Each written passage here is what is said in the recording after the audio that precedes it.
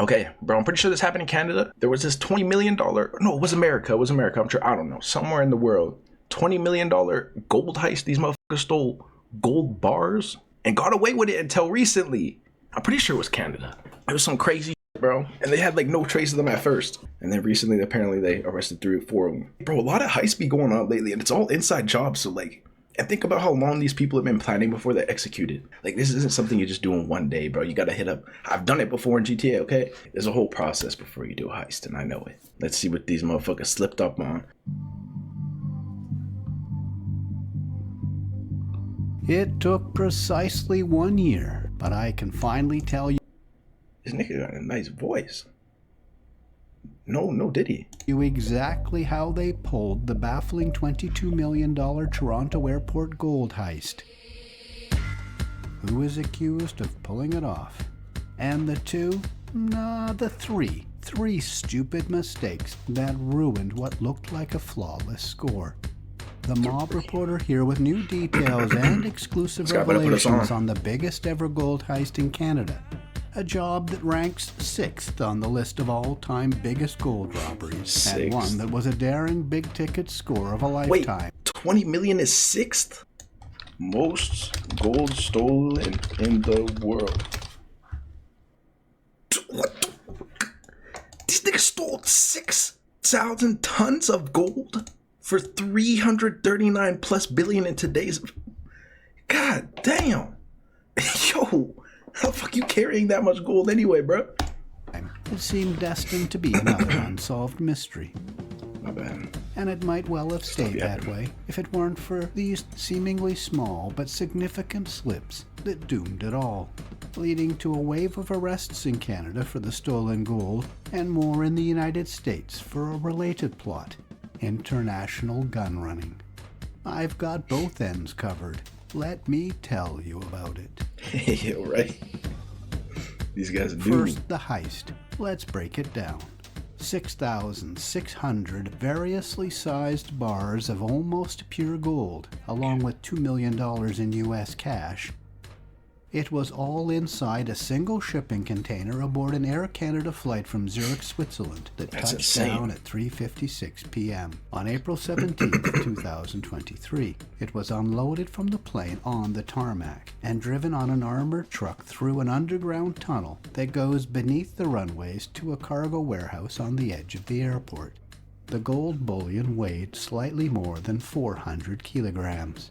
For those that don't do metric, that's 14,116 ounces of gold, or more than 882 pounds of it. Ain't that bad. A year ago, it was worth more than 20 million Canadian dollars. Today, it's worth more than 35 million. Gold has been on a run. The gold was sent by a refinery in Switzerland and was heading to one of Canada's major banks. It never made it there.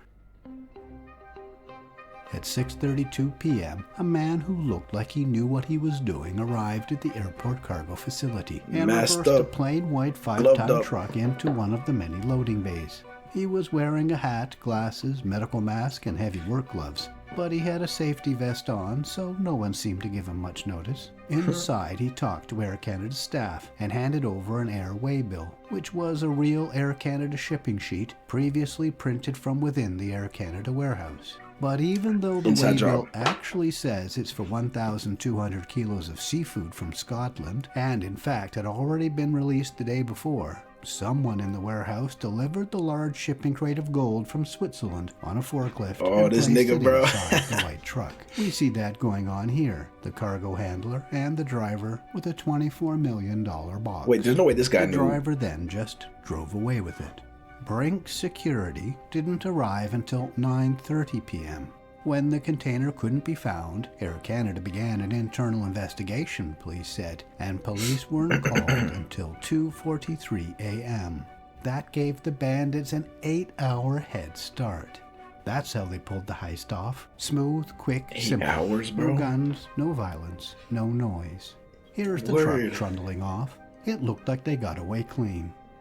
Imagine how scary that drive was, though. I can tell you, the gold didn't go much further. Not at that time. The gold was whisked into a local jewelry store, where most of it was melted in a makeshift forge in the store's basement. That's what the lead investigator told me. Molten gold was poured into casts to turn bars into long strips, and this machine twisted and turned gold into crude bracelets. They look like cheap bangles, but when they're made of pure gold, they're worth quite a lot. Just 6 that were recovered are worth about $90,000. Yo, you find one of those on the floor, you're like, oh, that's some fake gold. So for the bandits, it's so far so good. No way. But here's where the bandits made their first mistake.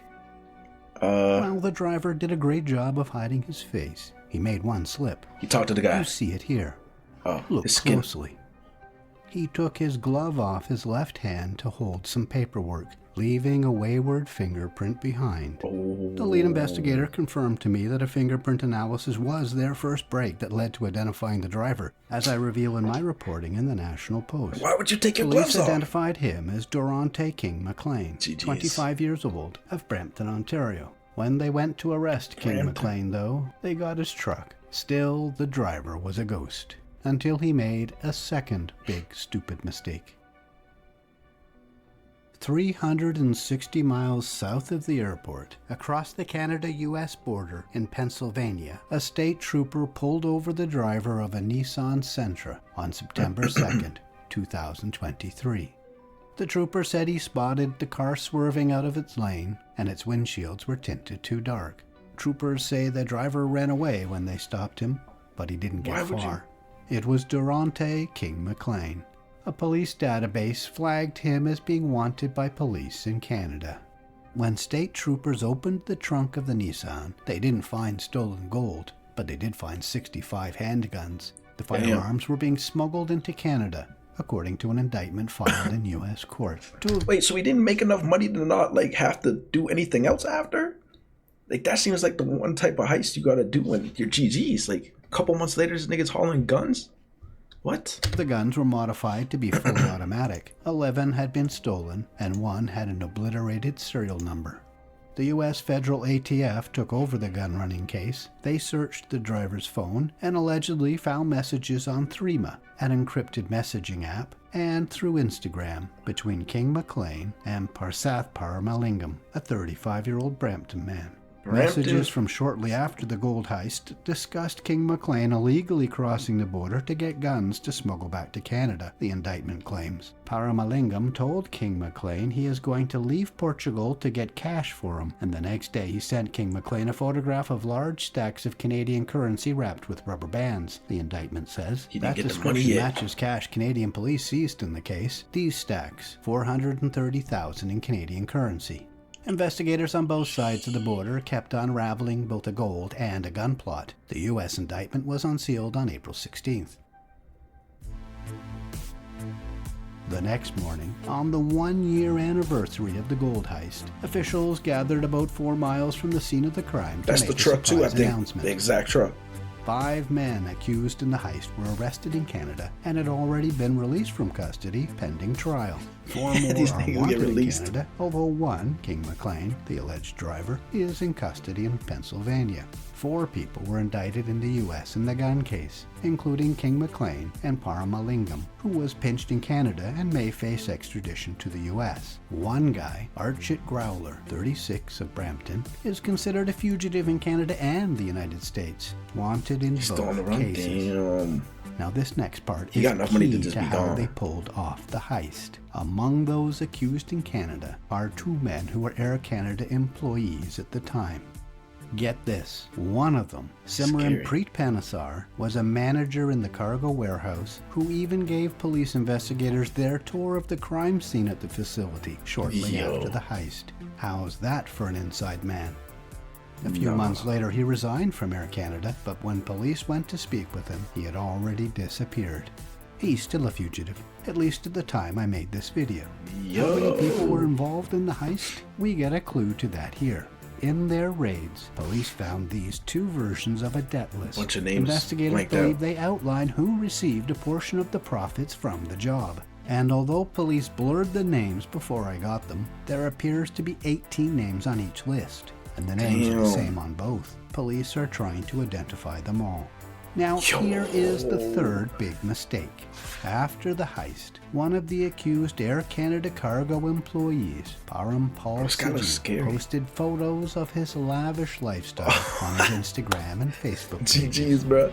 How you make that much money? Gorgeous pool, infinity pool on the 3rd floor at the St. Paul. Bro. Check out this wine cellar at the St. Regis bar. Insane, I've never seen anything like this. His posts document a jet-setter's life of international travel, first-class plane tickets, fancy watches, and feasting and he's not the manager, he's just the worker, right? He documented a trip to Dubai just weeks after the heist, and another there in December. One last trip to close off a wonderful year, he said, leaving from Pearson Airport to Dubai. You should have Dubai, waited by a the year way, or something. is one of the world's top dirty gold trading hubs.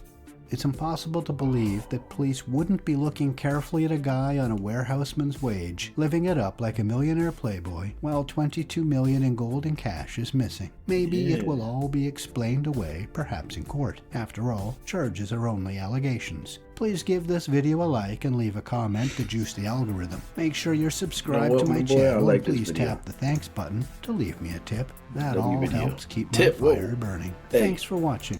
Relax.